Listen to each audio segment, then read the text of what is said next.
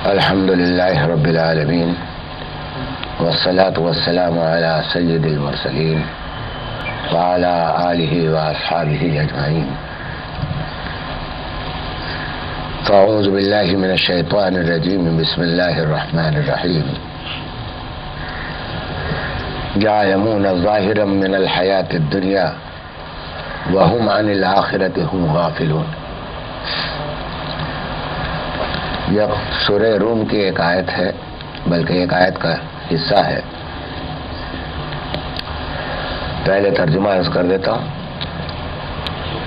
اس میں حق تعالی شانہ فرما رہے ہیں کہ یہ لوگ یعلمون جانتے ہیں، ظاہرا من الحیات الدنیا، دنیا کی زندگی کے ظاہر کو، یعنی دنیا کی زندگی جو ہے اس کے ظاہر کو تو جانتے ہیں. وَهُمْ عَنِ الْآخِرَةِ هُمْ غَافِلُونَ، اور یہ لوگ آخرت سے، اور یہ ہیں وہ لوگ جو کہ آخرت سے یہی غافل ہیں، آخرت سے غافل ہیں، دنیا کو جانتے ہیں، دنیا میں لگے ہوئے ہیں. یہ مضمون کوئی نیا نہیں ہے. قرآن کریم کی ہر آیت میں حق تعالی شانہ نے ہدایت کے بڑے بڑے نسخے بتائے ہیں. اور یہاں یہ عرض کر دوں کہ یہ آیت کفار کے بارے میں ہے، کہ پہلے اس سے پچھلی آیات میں کفار کا بیان چل رہا ہے. کفار کے بارے میں فرما رہے ہیں کہ یہ لوگ یعلمون ظاہرا من الحیات الدنیا، کہ یہ بالکل دنیا میں منہمک ہے، آخرت کا ان کو پتہ ہی نہیں. آخرت میں کہ یا تو یقین نہیں رکھتے یا جانتے ہوئے بھی پھر غافل ہیں. یہاں آپ کے ذہنوں میں بھی یہ سوال پیدا ہوگا کہ اس آیت کو مسلمانوں کو سنانے کا کیا فائدہ، جب یہ آیت آخرت میں وہ کفار کے لیے ہے. تو یہاں ایک بات عرض کر دوں کہ حق تعالی شانہ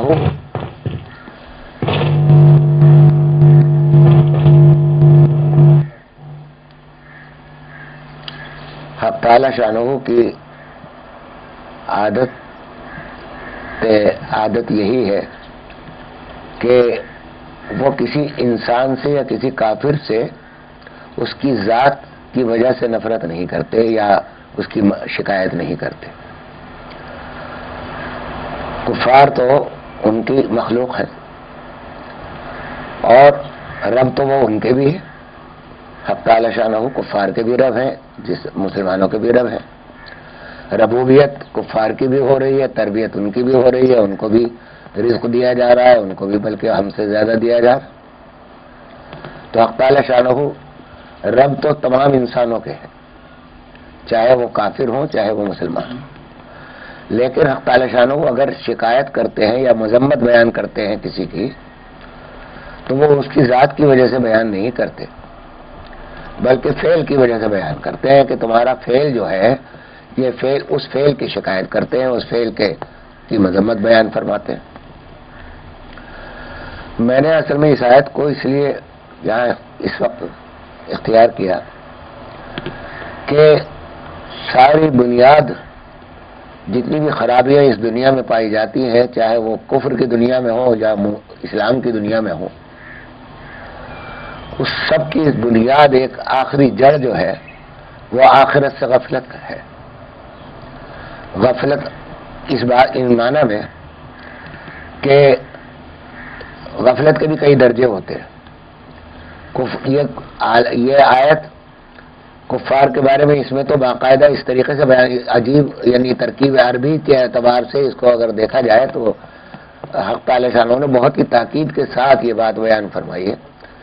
پہلے تو یہ فرمایا کہ یہ لوگ یعلمون، غائب کے صیغے میں بیان فرمایا کہ یہ جانتے، یہ لوگ جانتے ہیں. اور اکثر حق تعالی شانہ خطاب مسلمانوں سے تو کرتے ہیں، لیکن کفار سے غائب کے صیغے میں بیان کرتے ہیں. اکثر عادت یہی ہے. چنانچہ ایک دوسری جگہ مسلمانوں سے خطاب کر کے فرما رہے ہیں کہ بل توثرون الحیات الدنیا والآخرۃ خیر وابقی.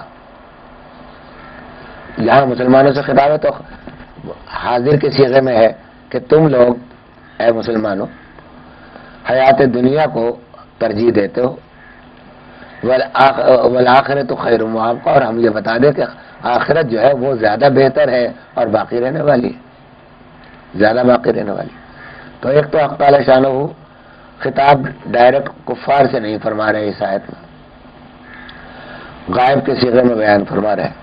دوسری یہ بات جو کہ فعل کے ساتھ ہے کہ فعل کو کی اچھائی یا مذمت ہوتی ہے، اور جو جنت یا دوزخ، جزا یا سزا جو کچھ بھی ہوتی ہے وہ فعل کی وجہ سے ہوتی ہے، عمل کی وجہ سے ہوتی ہے.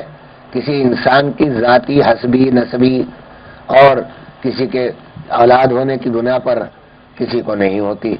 نہ حق تعالی شانہ اس بنیاد پر کسی سے راضی ہوتے ہیں نہ ناراض ہوتے کہ وہ کسی کی اولاد ہے اور کیا ہے، بشرطے کہ ایمان ہو تب پھر اس کا اعتبار کیا جاتا ہے کہ یہ فلاں کی اولاد ہے، تو پھر اس میں فضیلت بڑھ جاتی.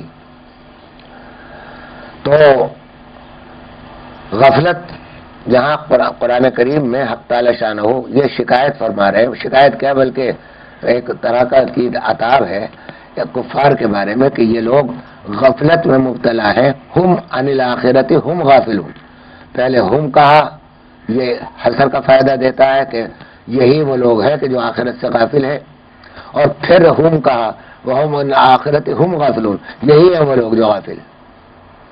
یہاں کچھ عتاب کا لہجہ ہے. غفلت کے کئی درجے ہوتے ہیں. سوال یہ ہے کہ ہم نے جب یہ آیت کفار کے بارے میں ہے تو یہاں مسلمانوں کو یہ سنانے کی ضرورت کیا پیش ہے؟ وجہ اس کی یہ ہے کہ حق تعالی شانہ غفلت کی شدت بیان کرنا چاہتے ہیں کہ غفلت جو ہے وہ جڑ ہے تمام دنیا کی خرابیوں کی بھی اور آخرت کی خرابیوں کی. وہ جڑ ہے غفلت کی. غفلت کے کئی درجے ہیں. اس آیت میں الحمدللہ مسلمانوں کے بارے میں تو یہ نہیں کہا کہ یہ بالکل انہماک ان کا غفلت کے ساتھ، یعنی غفلت جو ہے وہ کامل ہے. الحمدللہ مسلمانوں کو غفلت کامل کبھی نہیں ہوتی، چاہے ادنا سے ادنا مسلمان ہو، گناہ گار ہو، وہ کامل غافل نہیں کہلایا جائے گا. اس لیے کہ حق تعالی شانہ نے ہمارے خون میں، ہمارے دلوں میں ایک ایسی نعمت ڈال دی ہے جو ہماری کوشش کے بغیر آئی ہے، جو ہماری کسی قوت کے بغیر آئی ہے، اور وہ ایمان ہے. ایمان جب تک دلوں میں ہے، اس کی روشنی جب تک دلوں میں موجود ہے، اس وقت تک غفلت کامل ہو ہی نہیں سکتی. غفلت کامل جو ہے وہ صرف کفار کا حصہ ہے. لیکن غفلت کے بھی کئی درجے ہوتے ہیں، اور اس میں کچھ مثلا دیکھیے ایک مثال سے سمجھاؤں کہ ایک بخار ہے جو نزلے کی وجہ سے ہو گیا، ایک بخار ہے جو ٹی بی کی وجہ سے ہو رہا ہے. ان دونوں میں فرق ہے. تو اچھا اسی طرح ایک اور مثال لیجئے کہ پانی ہے بہت کھولتا ہوا